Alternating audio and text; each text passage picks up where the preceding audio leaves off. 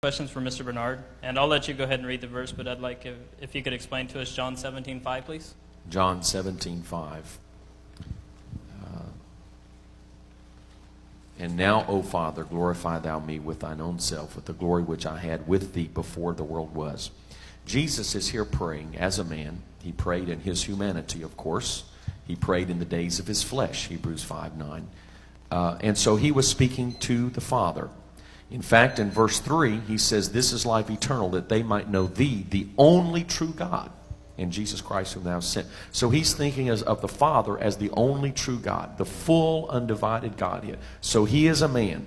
He says, glorify me with the glory I had with thee. He is talking about the crucifixion. If I be lifted up, I will draw all men unto me. That is the supreme hour of glory. The Lamb was slain from the foundation of the world, 1 Peter 1. And so in the plan of God, he was born for this hour. This was his hour. In fact, when he died, he was buried, he resurrected, he was glorified. The Bible speaks of him being glorified. After, the resurrection and ascension is the glorification. So he's saying, God, here I am as a man, humbly trying to do your will. The glory that you had planned before the foundation of the world. It didn't happen before the foundation of the world. It was planned. I want that glory to be manifested now. I'm ready to do your will.